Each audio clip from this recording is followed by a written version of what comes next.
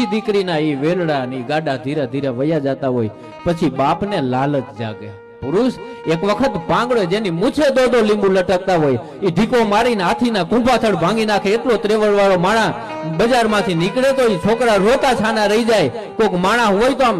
એનું કાળજું થડકાટ મારી જાય. આવો મરદ માણા હોય કે જેની આંખમાં આપણને કાર દેખાતું હોય પણ એકની એક દીકરી વિદાય થઈને જાતી હોય તો એ બાપ છે આમ ભિખારી થઈને છેલ્લી વાર એકવાર લાલચ રાખીને જોતો હોય કે વેલડામાંથી એકવાર મારી દીકરી હામું જોવે ને તો ધરાઈને એનું મોઢું જોઈ લેવું.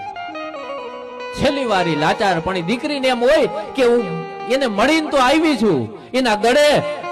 મારી આંખમાં શ્રાવણ ને ભાદરવો નહીં સમુદ્ર આખો વહાવીને આવી છું. મારામાં એટલી ત્રેવડ નથી કે એની હામું જોઈ શકું, કારણ કે હું હોય તો મારા બાપુને મારા હમ દઈને છાની રાખું, પણ છેલ્લી વાર મારા બાપના હામું જોઈશ ને તો મારો બાપ રોતો છાનો એટલે નહીં રે કે હમ દેવા હાટું હું નથી. અને તઈ દાદે મેક્ષભાઈ ટાંક મારી અને બાપભાઈ લખ્યું છે કે બાપ છે ને એ દીકરીને લાલચ આપતો હોય કે બેન તું મારા હામું ન જોતો હોય કાંઈ નહીં,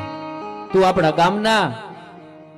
નગરો હામું ન જોતો હોય કાંઈ નહીં, પણ તું ધૂળ ધોયું ફરાક ધોયું, તું જે ઝાડવે રમતી હતી આંબલી પીપળી ઝાડવે રમતી હતી ને એ આંબલ પીપળ ઝાડ બોલાવે, તું એકવાર હામો જો.